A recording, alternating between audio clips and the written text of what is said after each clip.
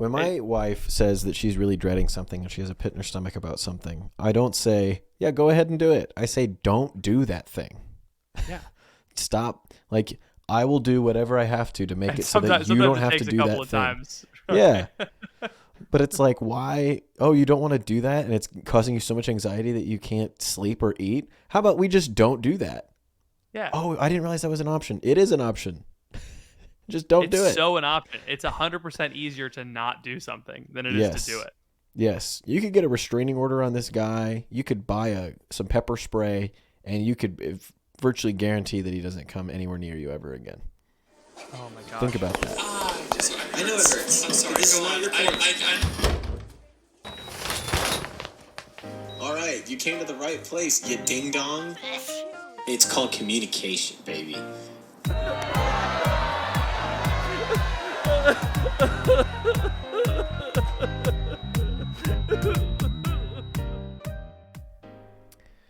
Welcome to The Crunch, the only podcast that gives good dating advice.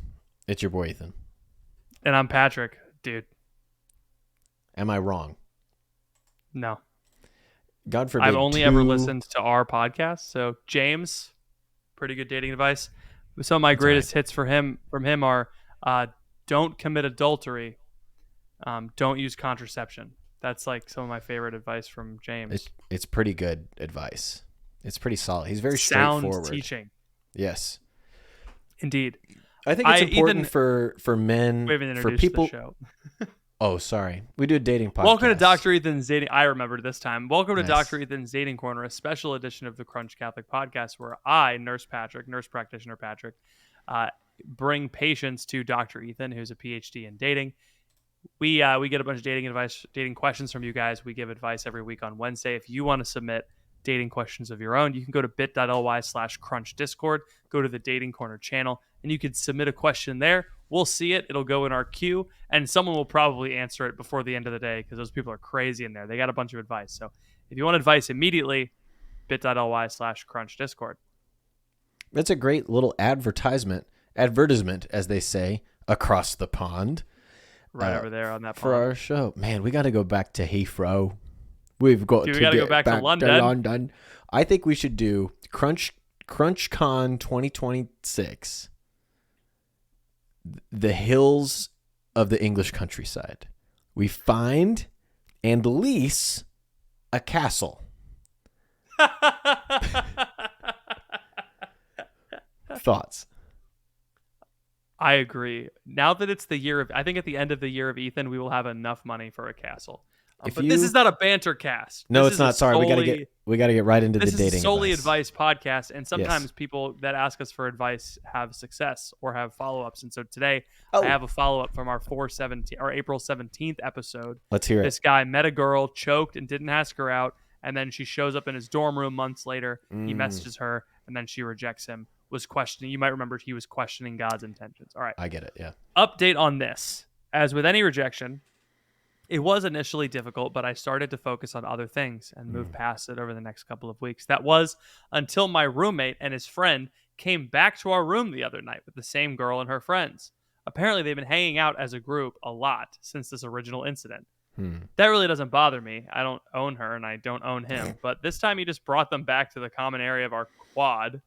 Dude, he brought her to the quad, bro? The quad? The Breslin Memorial Quad? He said I could stay in there if I wanted, but I didn't want to make it awkward for them. And it was obvious this girl was afraid of seeing me. So I just went to a different room. When she did see me, she didn't look my way or anything. Well, he did the same thing again last night. And they were in our room until 6 a.m. Whoa. Dude. In the quad or in the room? I think they were in the quad. Okay. The common area of the quad. I see. So it's it must four be rooms connected. Four rooms Yes. connected with like a central area. I've seen this. The way our dorm is set up, there's a thin wall between where they were and where I was trying to sleep. As you can imagine, it wasn't easy to sleep when I could hear this girl laughing and talking through the wall. I really don't think my roommate is trying to do anything with this same girl in particular. He was interested in one of her friends. And initially, he encouraged me to reach out to this girl. But it's difficult for me to know this girl and her friends could show up at our dorm right now. I was fine with the initial rejection, but this just feels like rubbing it in. Man, that sucks. Dude. Yeah. You need to move. What you need to do is when you hear them coming, you need to run out into the hallway really quick and paint like a tunnel over your door, like Wile E. Coyote. And so then instead of coming into your room, they walk through the tunnel and they find themselves somewhere else. And I think that's paint over it. And then you paint over it again. It's a brick forever. wall. It's a brick wall. And then they try to come back and you just see their outline in the brick. Yeah. Could you try this? Simple. Yeah. Man, I guess they can't all be winners, you know. So just keep in mind results may vary, I guess. This question has sirens over it, and it was asked with urgency on the 24th of April. So we're a little behind the 8 ball on this one. Whoop, whoop. But this is our first piece of advice. It's my siren noise. From Steph. Hello. Is Steph Curry? Sister is supposed to be My sister is supposed to be getting married this August. Okay. But recently, we got time. She has expressed doubts beyond cold feet. When she talks about her wedding, she says she has a pit in her stomach and that she needs to suck it up and just go through with it. Ooh. She broke out in a rash from all the stress. There are many red flags. All seem to come back to her fiance believing that she does not understand men. This seems to be a catchphrase that he uses to excuse many unwanted behaviors. For example, he said he would use... Oh boy. Read it. He said he would use... Like the man said that he would... Not like he does it, but he will use homophobic slurs to show his sons that life is hard and they need to be tough.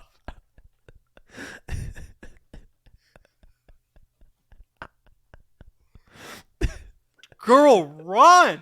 That's so funny. You're gonna suck it up and father his children?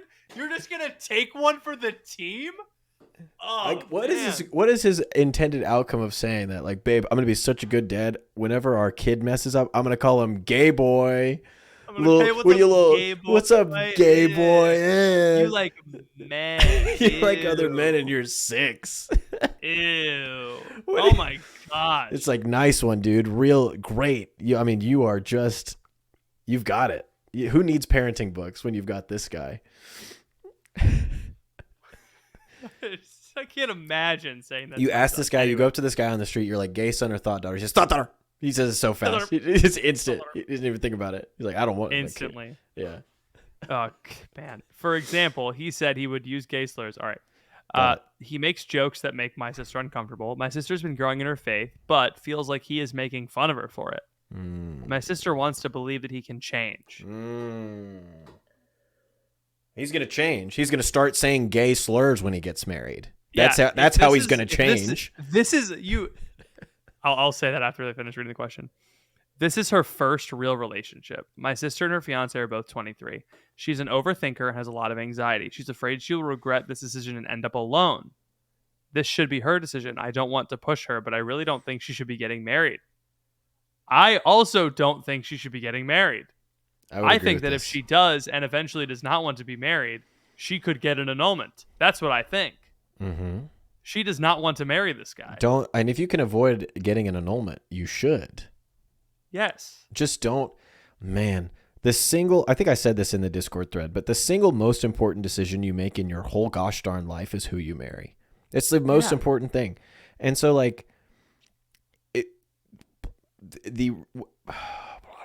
when I was deciding to propose to Emma, I realized that a lot of my hangups were about me, about like my selfishness. And I was like worried that I was going to lose out on some things that I liked, which is true. You have to sacrifice when you get married.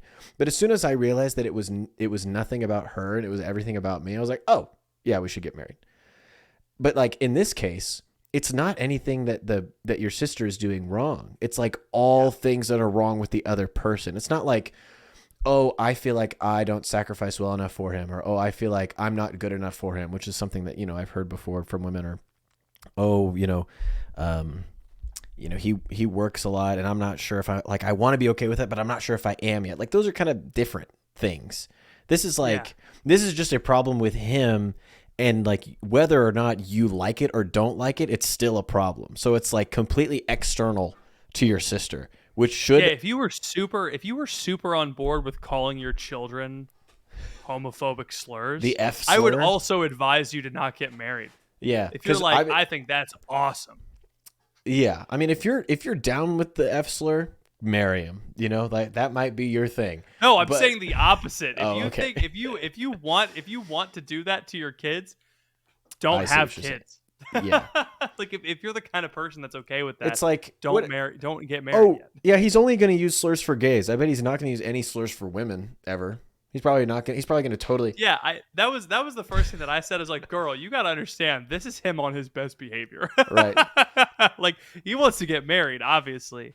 And so like this is him like he's at the top of his game. And so if he's at the top of his game and he's still like, I'm gonna bully my children. It's not just about the homophobia. Like far be it from me, you know. Like jokingly calling your friends is funny. It is. But like there's a context. It is funny. There's a time and place. Yes. But like when it's your child. Yeah. But like I'm gonna bully my children I'm Right. going to manufacture hardship so my children know that life is hard. That's not fatherhood. That's just Right. being me. That's just He's misguided. He's just a mean person. You're just being mean. Yeah. I think Stupid. so. I think you understand all of this implicitly. We don't have to explain this to you, but I think what you need to do is you need to call a reality show and have them come with cameras. You need to get Maury on the case. You need to get Dr. Phil in here. Like, no, don't actually do this, but you need to have an intervention. You need to get you and whoever else is on board with this, the bridesmaids, your mom, whoever, as many supportive people. Look up, Google how to do an intervention, watch some episodes of TV that they do interventions in, learn the process. Watch the intervention from The Sopranos where they try to get Christopher Moltisanti to stop doing drugs as a way to not know how to do an intervention, because that's just a funny episode. That was crazy. But you have to get people together and just be like, we all love you. We are here for you. We think this is going to irreparably damage your life if you do this because you think it's a bad idea. We all think it's a bad idea. This is like not a time to be like, oh, she has to come to her own decision. Like, it would be wrong of you to let her get married knowing what you know and like knowing what she said. Like, you shouldn't dread your wedding. Like, if she's told you like, I'm dreaded, this is the one thing that you should be excited for. You know, the wedding is supposed to be the best. You can play this part for your sister. All right. Yeah. This is Big Brother Pat time. You're 23 years old. You have so much time.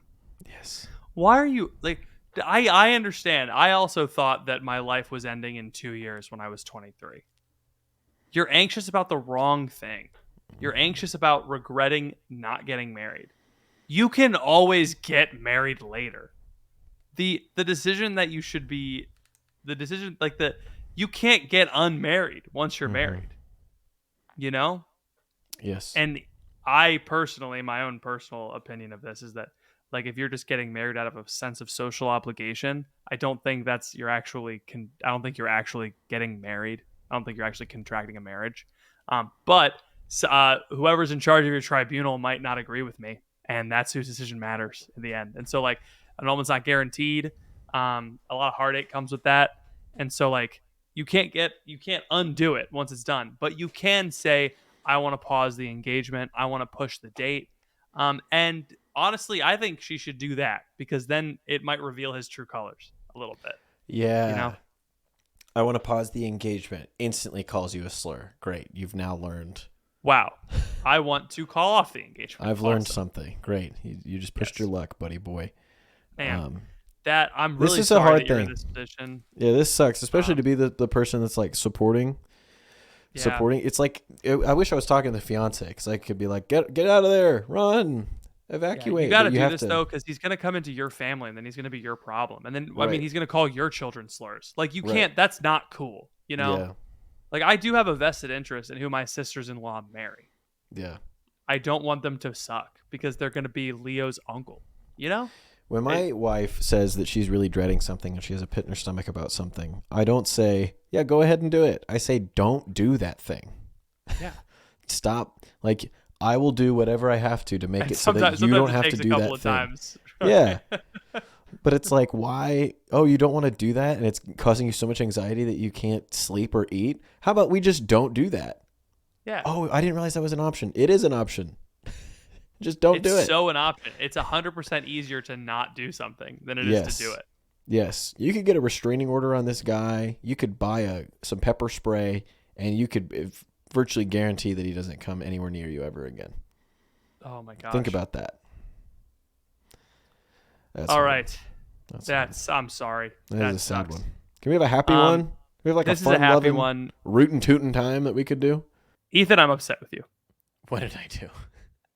You got a free book in the mail, and then you read me the back of it, and I wanted to read it, but I don't have it. Oh, just another way that I'm smarter than you and have more books. Thank you. And We have I'm a more sponsor. We have an author sponsored our podcast. A friend of Ethan wrote a book. His name is Alec Molly, and his book Out of Suns.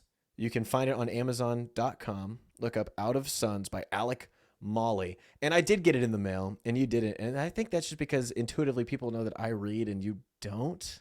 That is the reputation Probably. that I've developed for myself as someone who doesn't read. Ew, yucky. Yeah, and you definitely don't read books about two brothers that are going across the country together and wrestling with their faith in God and growing in friendship, all because of a woman. That's not the type of thing that you would You read. read the back cover, and I am a sucker for these kinds of like Yeah. journey to Yes. a destination and like a Yes, coming of subversion of the age. expectation. Yeah, sort of. Yeah. Yeah, like a big transformative experience.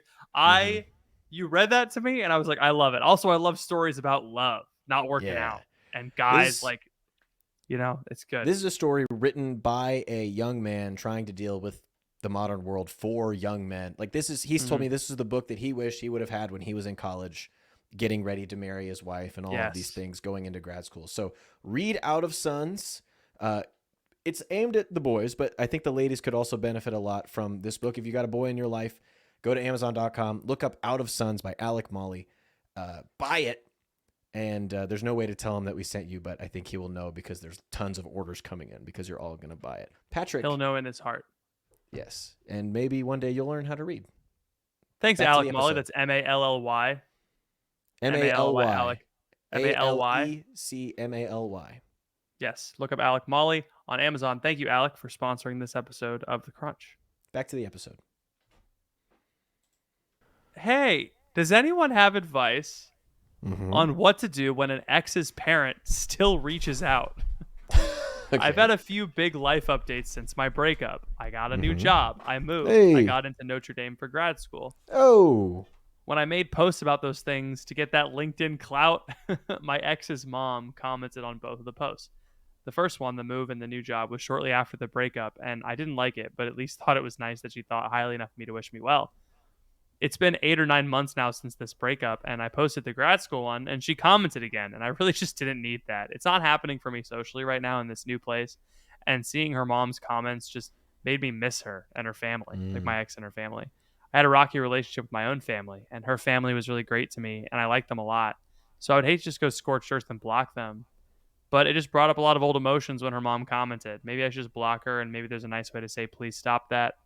For context, I dated this girl for 2 years, broke up because she couldn't come up with anything better than I don't know when I would bring up marriage, and an ongoing 1 year of discussion of it. Obviously, I should have ended things sooner, but I was really ready to get married. Some days I feel like I'm over it. Other days I feel like I have no prospects and get frustrated. I just really miss what I had. Obviously, I haven't completely let go yet. There's still temptation to reach out, and I know I probably shouldn't. What do I do? Have you considered that the mom...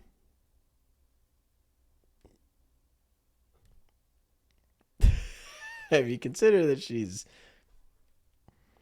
just a little... She likes you, man. Oh man, I do. That's I probably think not I do it. think the mom. I do think the mom is pissed at her daughter for letting you go. That's probably what. That's probably what. That's probably it. I know moms. I'll tell you that much. And they're just like, Yeah. you had a good one. Why'd you do that? Yeah, honestly, I mean, what you're asking my advice.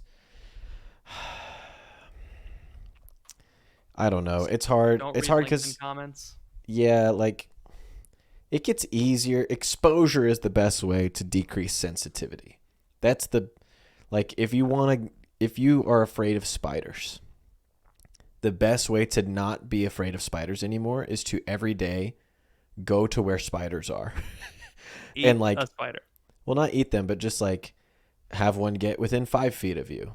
Okay. And then get one get within 4 feet of you. Then eventually you can have one walk across your hand. And like, you'll realize that they're not going to kill you, but it's just like, it's so freaky because you've been conditioned your whole life to be like, kill it, run away. I don't like it, which is how I feel. I do not like spiders, man. I do not like them one bit. But when you're the man of the house, you must kill the spiders regardless of how you feel. Yes. And since you're a man, you have to learn how to desensitize yourself to the anxiety and the feelings that come from seeing things about this family. So like this, you could block the mom on LinkedIn. You probably don't want to do that because it just feels mean. So you just need to like get accustomed to the fact that she's going to post on your stuff. And if you post more often, which you should do, then she'll comment more and you'll just see it more and more. And then eventually it'll just become like a normal thing. Same thing with like, every time I think about her, I like really miss her. I want to call her. It's like the longer that you go, the more often those thoughts will come up. The more often you'll say, no, I don't actually want to call her. These are all the reasons why I broke up with her. And then eventually it won't like hurt as much. It'll just be like a part of your standard operating procedure of like, when I think about her, it's like, oh yeah, I miss her, but it doesn't really hurt. You know, like, man, we almost had something. Oh, and eventually you're just not thinking about it at all. Like you'll go a whole day without thinking about it. And so it's just like exposure and time are the only ways through. There's not really a key to, you can't shortcut things like this. Like pain and grief is pain and grief. And that's just, it's going to last as long as it lasts. Right. I mean, you can try to Band-Aid it by blocking the mom on LinkedIn, even though she maybe kind of wants to, you know. Is she bad? I'm sorry. So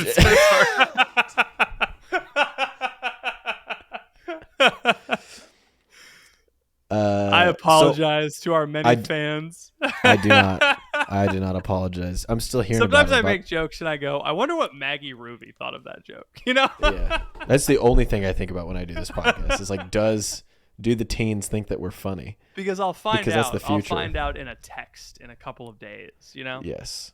I'm so excited for when we go there to Indy and we get to be in the Ruvalcaba house. We're just gonna cook those kids. We are going to. It's gonna be a hibachi house. Call them homophobic slurs to teach them. I'm sorry. I'm kidding. I'm sorry. That's so mean. I would never joke about that. I would never. So sorry. We're just gonna come in. Their heads are gonna be spinning. They're gonna be like, "What is happening?" I'm gonna beat them in Fortnite. All of the kids. I've already met them, all the kids, and I did not cook them. So you're gonna have to cook them because I did not assert my dominance. I'm good. With the kids. I wasn't gonna like. First of all, they're children, so my first instinct is not to dunk on them. And I had just met Luis, and so it'd kind of be weird to like come in and be like, "No, hey, nice to meet you." I don't want to dunk on the kids. I want to get them rolling. I want to make them laugh so hard. I see what you're saying. I want to cook them. Cook them. See, cook to me meant dunk. No. I would have said dunk if I meant dunk. That's what it sounded. No one says let him cook when he's being mean to kids. Maybe that guy earlier says it, but sure. But let him cook is like, he's being funny or he's doing his skill. Let him. Oh, then I have a completely different reaction to what you just said. Because you want it, it's not going to happen. I'm sorry. As someone who used to be a youth minister, I'm gonna take Hansel and Gretel and whoever else. I'm gonna put them on my little pot of stew. I'm gonna pop them in the oven. I'm gonna cook those kids, brother. In my gingerbread house. I've lost all authority with the Ruvik kids, and here's how I know. It's because when Katie introduced when one of her kids asked, "Oh, what does Patrick do?" She's like, "Oh, he's like the," and then she said the name of their youth minister, and I was like, instant. It's lame. Over. Yeah. It's absolutely over. But now I'm a cool just podcaster. You're a podcaster. Now I run a small business in my hometown. When I was on the news today, the guy that was interviewing me introduced me as a comedian, which did wonders for my self-esteem this afternoon. That's so good. Ethan was on One America News. Sorry, we didn't bring that up. I was. We should have brought that up in the Sunday show. I know. Oh man, that's all time. That's all time. All right. It was great. It was fun. I did a great job. Oh boy. Last question, right? Yeah. Yeah. Yeah. Right. Let's do one more. I feel like this is only the second one we've done. No, we did the slurs question, and then we did the my ex's mom wants me on LinkedIn Oh, question. that's right. All right. Third question. Yep. For the pod from the Yep. Catholic Baron. As a Catholic, I very well know that when you get married in the church, you're married for life. I also, this is good. I like when people start with their doctrinal awareness. I also know that some people say that because women get pregnant and men don't, that women like longer term relationships than men. Okay, I'm going to read that again. I didn't really catch that. Since women, okay, I see what they're saying. Women like long term relationship because uterus. Men just want to go around and make lots of babies. Okay. The best thing that I could think of is trying to separate a man's body from his soul, thus saying, okay, I'm very confused as the premise of this question. I think the question is like, it's about the red pill. Oh, okay. opposing Why the red exactly pill. are red pill people wrong about marriage? Okay, so red pill people are like, men are no better than any other animal, etc. How was marriage different before Jesus made it a sacrament? Was it similar? Was it more barbaric? In short, why are red pill people wrong about marriage? Not red people, excuse me.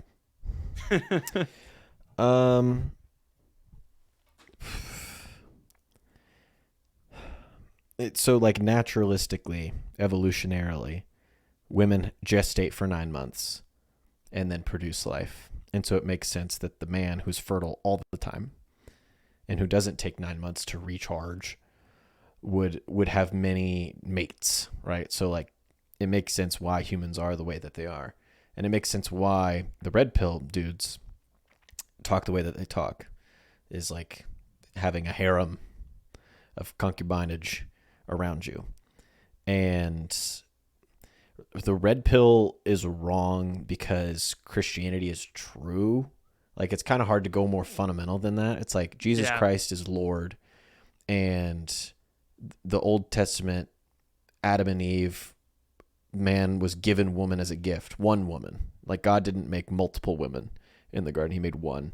And he said, you are one flesh.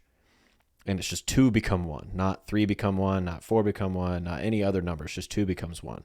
And then Christ affirms marriage and elevates it to a sacrament when he comes. And so we know that woman is made for man, man is made for woman. When they come together, when a father leaves his mother, you know, the woman and the man become one flesh. So like we just know from sacred history that that's true. And so when you talk about the red pill and all these things, it's like evolution doesn't matter because I'm not an animal. You know, like the way that men are built doesn't matter because I have a rationality that is higher than my base instincts. Yeah. Like, does my body react when I see like a picture of a woman, you know, that would be suitable for breeding? Sure. Because that's just what the male body does. It like responds to physical stimulus. But like, I don't act on it, right? I don't go try to find that woman and I don't try to mate with her because I'm not an animal. Right? Because I've made a choice to be with one woman, and it's better that way because it's way more stable and it's sociological and all those other things about like why family is the bedrock of society and all that stuff. And but your reason can train your biology too. Yes, exactly. So you can make decisions over time that teach your body to go, hey, that's not you're not supposed to do that, and the body kind of like figures it out over time to the point where you're like, you don't even think about it. You're not uncontrollable because you saw a boob on TV, you know, because at this point it's just, they're everywhere. They are. So I think, I don't know, red pill guys are addicted to pornography. They have porn brain. And so I think you just have to talk about what marriage is, what masculine and feminine relationships are, what's the point. Like if they really believe the highest good is having sex with as many women as possible, and they won't disagree from that, it's like, all right, that's your highest good. I don't think that will lead you to any kind of significant happiness. And if they argue, yes, it will, it's like, all right, I mean, you can't really, if they don't want to change their mind, then they're not going to change their mind. But you know that there is a deeper happiness that consists of self-sacrifice, that consists of true love, true charity, true commitment, you know, like picking up the cross. Like that's where you find real happiness and real fulfillment. I think we all know that it's not in chasing tail. Yeah. The reason why the red pill people are wrong is because they assume is means ought. Because something is this way, it ought to be that way. I don't know. Right. Ron's gonna text me and tell me that I did this wrong. But the Hegelian dialect, what is that? Oh, It's like the is means ought. It's like you can't talk about Hegel at 8:45 p.m. It's 9:45, but this is when I start talking about Hegel, baby. But it's like this idea that because something is, that must mean it is the way it ought to be. And so people, you get on the non-red pill people, you might say like the lefty people are like, oh, well, people have these homosexual desires, therefore it must be appropriate. And they'll find reasons in nature why these things are appropriate. Like, oh, well, boy dogs hump boy dogs sometimes, and it's like, and if you're a person with a brain that like makes sense, you're like, that's not a good reason to do something. Monkeys throw poop at each other. Probably shouldn't do that. It's like, just because an animal does it doesn't mean that we should do it. Have you seen the video of the monkey demanding the banana and he's standing there like this? Yes, I love that video. That's what I do. When Leo has like a knife, I'm like, give me the knife. Peter did that today in the tub. He was standing like this, and he had bubbles on his hand, and he really wanted us to blow the bubbles out of his hand. And so he was just standing there like this, waiting for us to come over to him and blow the bubbles. And he's like, his little smile. He's just like, it was electric. I was like, man, you're a powerful boy. The red pill, they make the same mistake. They assume that because a woman has a biology such that she's sexually off limits for a period of time, and men have a biology such that they desire sex during that period of time, that must mean that they ought to have it. But that's just a fallacy. Yeah. So to speak. You're a funny guy. Thanks. Funny guy over there. I think it's wrong because those guys are all losers. I think you can just tell by the way they talk that they're lame and that they're slaves to their passions. So, I don't know. It depends on who you're talking to. We can't solve every conversation that you're going to have with people in advance, but I think we just have to believe more firmly that Christianity is true and everything that Christianity teaches is true. And then if you just assume that, then everything else kind of looks dumb in comparison. So, that's how I operate. And I don't know if that's really what the question was, but I feel like maybe that's kind of somewhat helpful. Yeah, I couldn't tell if they were trying to be like, I know red pilling is wrong. How are the red pill guys wrong? Or like, how exactly are they wrong? Because I can't figure it out. If you have a follow-up, go to the bit.ly/crunch Discord and ask us to clarify, because we'd be happy to talk about it more. Patreon.com/thecrunch. If you like this show and you like the dating advice that we give, we are on a mission. We are on a journey to get 200 patrons by the end of 2024. If you sign up between today, May 2nd, 2024, and December 31st, 11:59 p.m., 2024, you will get something. And I still don't know what it is because we are recording this about 40 minutes after we recorded the last podcast, and we haven't had a chance to talk about it. You will get something wonderful. It's so funny to me because like for them, they're hearing it for the second time after a couple of days, so it's reinforced. But this is the second time you've said it in the last hour. So it's just like time. It's crazy, man, how it works. It's the last frontier. Yeah. Patreon.com/thecrunch. If you give $10 a month, you get a bonus episode. If you give $20 a month, you get a bonus episode, and you get to come to my funeral one day. You get the address put into an auto. I give your address to my lawyer, and he sends you an invite the day that I die, no matter when it is. So, come on down. Patreon. What could be better than that, huh? Patreon.com/thecrunch. That's the place to be. Patrick, do you have anything else for the people? Steph, please update us. Please.